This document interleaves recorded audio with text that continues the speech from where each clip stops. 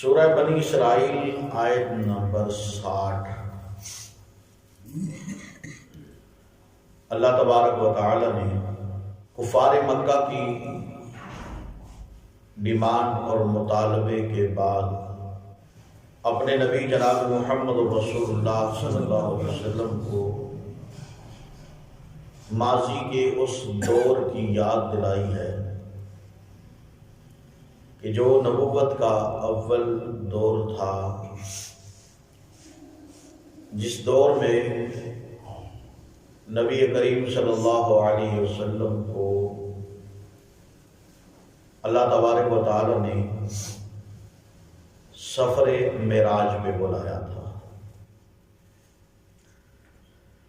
ہم نے سابقہ درس کے اندر پچھلی آیتوں میں اس بات کا تذکرہ پڑھا تھا کہ جب کسی قوم کی منہ مانگی ڈیمانڈ بطور معجزہ اللہ تبارک و تعالیٰ پوری فرما دیتے ہیں، جس قسم کے معجزے کا مطالبہ کسی نبی کی قوم کرے، جب ان کی مرضی کے مطابق کا معجزہ اپنی آنکھوں سے دیکھ لیتے ہیں تو پھر اس کے بعد نہ ماننے والوں کے لیے کوئی جواز باقی نہیں رہتا۔ اس کے بعد کیا ہوتا ہے کہ جس قوم نے مان لیا حقیقت میں وہ کامیاب ہے، اور جنہوں نے نہیں مانا اللہ پاک نے پھر ان قوموں کو تباہ و برباد کر دیا۔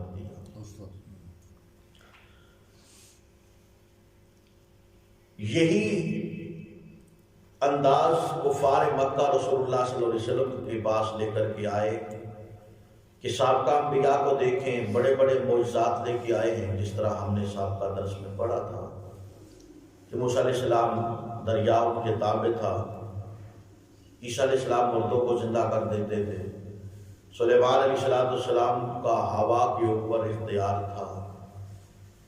تو آپ اتنا بھی نہیں کر سکتے کہ آپ ہمارے لیے یہ پہاڑ کو سونے کا بنا دیں، آپ بنا دیں ہم مان لیں گے۔ رسول اللہ صلی اللہ علیہ وسلم نے اللہ تبارک و تعالی سے جب رابطہ کیا اس حوالے سے تو اللہ پاک نے جواباً فرمایا کہ اے محمد صلی اللہ علیہ وسلم، ہم ان کی ڈیمانڈ مان لیں گے، مشکل نہیں ہے۔ راتوں رات جب یہ رات کو سوئیں گے پہاڑ یہ پتھر کا ہوگا، جب صبح اٹھیں گے یہ پہاڑ سونے کا بن جائے گا، مشکل نہیں ہے ہمارے لیے۔ لیکن یاد رکھیے یہ شرط ہے، یعنی مشروط ہم ان کی اس ڈیمانڈ کو پورا کریں گے، آپ کو یہ معجزہ عطا فرمائیں گے کہ ان میں سے جب اس معجزے کو دیکھنے کے بعد، ان کی ڈیمانڈ کے پورا ہونے کے بعد اگر پھر بھی انہوں نے آپ کی دعوت کو تسلیم نہ کیا تو پھر اس دھرتی پہ ان کو رہنے کا کوئی حق حاصل نہیں ہے۔ اب آپ کی مرضی، آپ کیا چاہتے ہیں؟ رسول اللہ صلی اللہ علیہ وسلم نے فرمایا، عرض کی اللہ میں یہی چاہتا ہوں بس ان کو بات نہیں دی جائے، مہلت دی جائے، ٹائم دیا جائے، ممکن ہے کہ یہ میری دعوت کو قبول کر لیں۔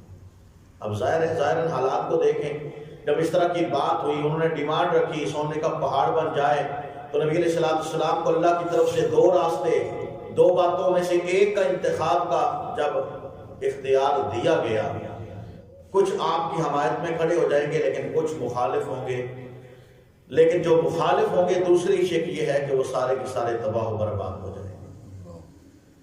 اب یہ بات کرنے کے بعد اللہ تبارک و تعالیٰ نے فرمایا ہے کہ اگر انہوں نے معجزات کو دیکھ کر ہی ایمان لانا تھا تو آپ اس سورت کے شروع میں اللہ نے نبی علیہ السلام کو یاد دلائی سفر معراج کی کہ آپ وہ وقت یاد کیجئے کہ جب ہم نے آپ کو حتیم سے، بیت اللہ سے، مسجد حرام سے مسجد اقصی بیت المقدس تک، اور پھر وہاں سے ساتوں آسمانوں تک راتوں رات ہم نے آپ کو سیر کروا کے جب واپس لایا اگر یہ معجزہ دیکھ کر ہی مانتے تو آپ کا یہ معجزہ کسی سے کم نہیں ہے۔ اللہ پاک نے ایسا معجزہ دکھا دیا جو اس سے پہلے کبھی کسی نبی کو وہ معجزہ عطا نہیں کیا تھا۔ اگر یہ مانتے اس وقت مان لیتے، لیکن یاد رکھیے اس وقت بھی انہوں نے نہیں مانا، ہم نے آپ کو تسلی دی، جتنا مرضی یہ ایڑی چوٹی کا زور لگا لے یہ آپ کا کچھ نہیں بگاڑ سکتے۔ وَلَسَوْفَ يُعْطِيكَ رَبُّكَ فَتَرْضَىٰ، ہم نے آپ کو بلندی عطا کرنی ہے، آپ کا نام جگمگاتا رہے گا، چمکتا رہے گا، روز روشن کی طرح اللہ نے آپ کو عروج عطا کرنا ہے۔ یہ ظالم مٹانے والے خود مٹ جائیں گے، لیکن آپ کا نام بھی باقی رہے گا، آپ کا مشن بھی باقی رہے گا، آپ کا دین بھی باقی رہے گا، آپ کی لائی شریعت بھی باقی رہے گی۔ اللہ تبارک و تعالیٰ نے انہی باتوں کی وضاحت یہاں پہ اس صورت کے اندر کی ہے۔ اللہ تبارک و تعالیٰ نے فرمایا اے محمد صلی اللہ علیہ وسلم آپ یاد کیجئے اس وقت کو وَإِذْ قُلْنَا لَكَ، جب ہم نے آپ سے کہا تھا إِنَّ رَبَّكَ أَحَاطَ بِالنَّاسِ، کہ سارے کے سارے لوگ رب کے احاطے میں ہیں، اس کے گھیرے میں ہیں، اللہ ہر ایک کی نقل و حرکت کو جانتا ہے۔ فرمایا وَمَا جَعَلْنَا الرُّؤْيَا الَّتِي أَرَيْنَاكَ إِلَّا فِتْنَةً لِلنَّاسِ وَالشَّجَرَةَ الْمَلْعُونَةَ فِي الْقُرْآنِ، آپ کا سفر معراج جو آپ کو اللہ نے آنکھوں سے دکھایا، اور ملعون درخت، یہ دونوں کے دونوں ان لوگوں کے لیے بطور فتنہ ثابت ہوئے۔ ملعون درخت کے بارے حدیث میں آتا ہے کہ جب اللہ تبارک و تعالیٰ نے سورہ دخان کے حوالے سے یا دیگر قرآن مجید کی آیات کے حوالے سے اس درخت کا ذکر کیا ہے، درخت سے مراد تھور کا درخت ہے، کانٹے دار اور کڑوا درخت ہے، حدیث کے اندر اس کی وضاحت موجود ہے۔ فرمایا کہ جب یہ درخت کے بارے یہ آیتیں نازل ہوئیں کہ جہنمیوں کو اس طرح کا درخت بطور کھانا پیش کیا جائے گا، تو کفار مکہ نے مذاق کیا، استہزاء کیا کہ بھلا یہ بھی کوئی بات ہے، یہ بھی کوئی جہنم کے اندر اس طرح کا درخت، یعنی کہ اپنی طرف سے اٹکل پچو لگائے اور بطور مذاق طرز رسول اللہ صلی اللہ علیہ وسلم کے ساتھ باتیں کی۔ حالانکہ اللہ تبارک و تعالیٰ نے دونوں ہی باتوں کے اندر کمال کر دیا۔ ایک تو سفر معراج ہم نے تفصیل کے ساتھ اس سورت کے شروع میں ہم نے پڑھا تھا کہ اللہ تبارک و تعالیٰ نے اس سورت کے شروع میں سبحان الذی اسری بعبدہ لیلا من المسجد الحرام الی المسجد الاقصی الذی بارکنا حولہ لنریہ من آیاتنا، اللہ نے تفصیل کے ساتھ رسول اللہ صلی اللہ علیہ وسلم نے جو سفر معراج کا ذکر کیا ہم پڑھ چکے ہیں۔ یہاں پہ شجر ملعونہ، ملعون درخت، احادیث کو اگر جمع کیا جائے تو ان میں سے 4 قسم کے کھانے جہنمیوں کے ثابت ہوتے ہیں۔ سب سے پہلے جو کھانا ہے وہ زقوم کا درخت ہے، یعنی کہ یہ شجر ملعون زقوم کا درخت ہے، تھور کا درخت ہے۔ اللہ تبارک و تعالیٰ نے اس کے اندر کتنی کڑواہٹ رکھی ہے، کتنا زہر رکھا ہے، کتنی اللہ پاک نے اس کے اندر سمیل اور بدبو رکھی ہے۔ جناب محمد الرسول اللہ صلی اللہ علیہ وسلم نے فرمایا انتہائی زیادہ بدبودار یہ درخت ہوگا، یہ کھانا انتہائی بدبودار ہے اور کانٹے دار ہے، حلق کے اندر اٹک جانے والا کانٹے دار ہے۔ فرمایا کہ یہ جہنم کی تہ سے اس درخت کو پیدا کیا گیا ہے جس کی طرف اللہ کی نظر رحمت نہیں ہے، اور یہ اسپیشل جہنمیوں کے لیے بطور کھانا ان کے سامنے رکھا جائے گا۔ نہ چاہتے ہوئے بھی زبردستی ان کے منہ کے اندر ٹھوسا جائے گا اور زبردستی ان کو کھلایا جائے گا، اور اتنا زہریلا یہ درخت ہے، اتنا کڑوا یہ درخت ہے۔ محمد رسول اللہ صلی اللہ علیہ وسلم نے فرمایا کہ اگر اس درخت کا ایک قطرہ عرق نکال کے ایک قطرہ اگر دنیا کے اندر ڈال دیا جائے تو نبی علیہ السلام نے فرمایا یہ جو دنیا ہے، دنیا کی کھانے پینے کی ساری چیزیں ان کے اندر اتنی کڑواہٹ پیدا ہو جائے کہ وہ کسی کے استعمال کے قابل نہ ہو، وہ تباہ و برباد ہو جائے، ایک قطرہ۔ اور اللہ کے نبی نے یہاں تک بھی فرما دیا کہ لوگوں یہ تو ایک قطرے کی بات ہے، جس شخص کا دن رات یعنی کہ ہر وقت جس کا کھانا ہی یہی درخت ہوگا اس کی کیا حالت ہوگی آپ خود اندازہ لگا لیں۔ یہ حالات بلکہ ایک حدیث کے اندر یہ بھی ہے کہ اگر پانی کے اندر سمندروں کے اندر ڈال دیا جائے تو سارے کے سارے سمندر وہ کڑوے ہو جائیں گے، میٹھا پانی باقی نہیں رہے گا صرف ایک قطرے کی وجہ سے.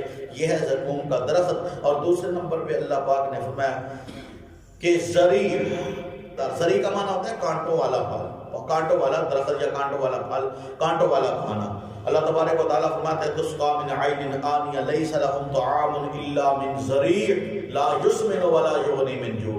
یہ ایسا کھانا ہوگا کہ جو جہنمی کھائیں گے ضرور، لیکن نہ ہی اس سے ان کا پیٹ بنے گا، نہ ہی ان کی بھوک ختم ہوگی.